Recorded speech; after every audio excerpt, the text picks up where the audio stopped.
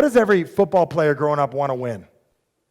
Super Bowl and make the winning touchdown. Nobody wants to make the block because the block guy is not as cool. We want to make the winning what? Touchdown. So, the block's not as cool. So what happens is you get excited and you go through your whole life. You go through Pop Warner, you go through high school, you go through college, you make the pros, and you keep on going through this pattern. And one day you hit your goal. It's been the exciting thing you've wanted your entire life. Now I'm going to introduce you to something that may not make you happy right now. It may frustrate you, but it's going to give you a new answer. Now the reason it's going to give you a new answer is I'm going to teach you that there's two sides of you in order to get where you want to go. There's your conscious mind, which does all the thoughts. The thinking is controlled by your unconscious mind, meaning that your program that you run automatically. Because how many of you know that you shouldn't eat that cake but still want the cake? Unconscious mind will eat the cake. Conscious mind tells you not to eat it. You guys get this? Conscious mind wants to go to the gym. Unconscious mind has a program not to go to the gym because I wake up too late, because I stayed up too late, and I'm not doing what I want to do. So your unconscious mind knows everything. And it knows that if you get your goal, this is going to happen. So let's take that average kid that wants to win the Super Bowl. Here's what we found out. Very simple study. That the average person that wins the Super Bowl is excited their entire life to achieve it. Once they win it on a Sunday, they're excited till about Tuesday. Let me backtrack. You're excited for 30-something years of your life about getting what it is you want. Let me teach you guys about your life right now. How many of you have gotten a gift before? And let's not be esoteric or fake or dismiss what it is I'm saying. I want you to think about getting a gift as a kid, something you've always wanted. It's very exciting when you get it. For about how many days? 1, if you're lucky, maybe 7. And after 7 days, the idea of having it, you'll realize was greater than what? Than having it.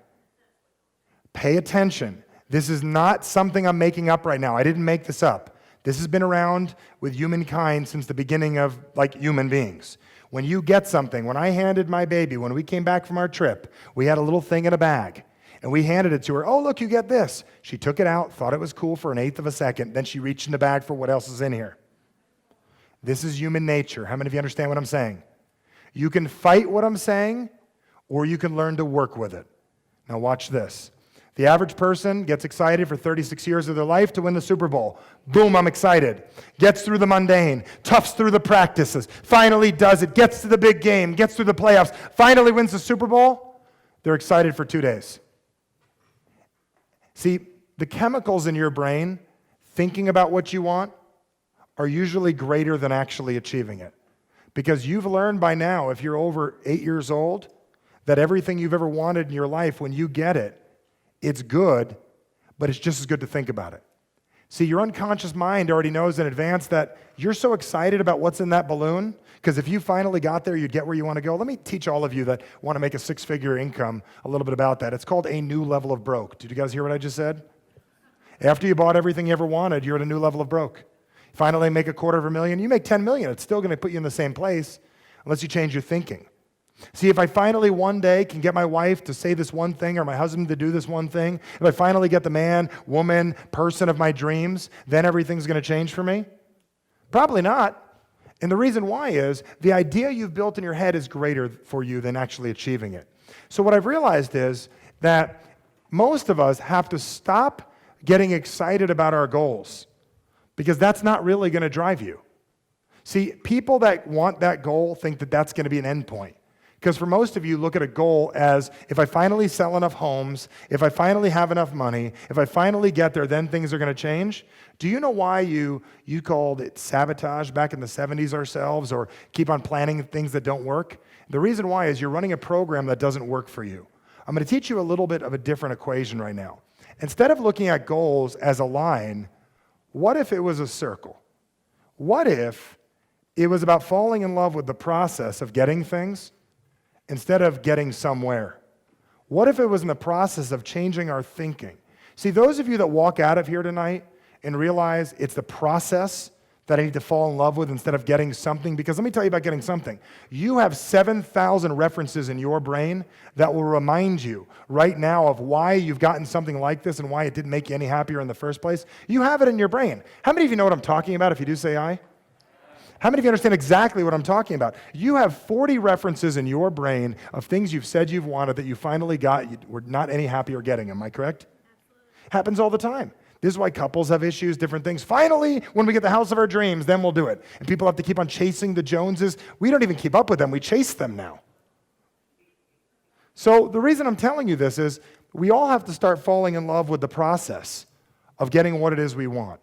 And what I mean by the process is obtaining things. Imagine you got good at getting what you want. Imagine you got good at building ladders. Imagine you got good at climbing. This works cross religions. This works cross life. This works cross, doesn't matter who you are, where you're from, cross genders, doesn't matter where you live in this world. If you could work on getting better at building those ladders and getting over walls, you can get where you want to go. But most of us just want that thing. We're not obsessed with the process. So what do I mean by the process? Who can explain to me what I mean? Anybody, the process? What's the process? Basis. It's your thinking. Goals are thoughts. Goals are what, folks? Thoughts. Let me explain thoughts. Thoughts are no different than this marker. If I hand you a marker, but you don't know how to use this marker, it's officially what? Useless. If I show you a beautiful home, but you don't have credit to buy that home, cash or friends, it doesn't matter how beautiful the home is, you can't what?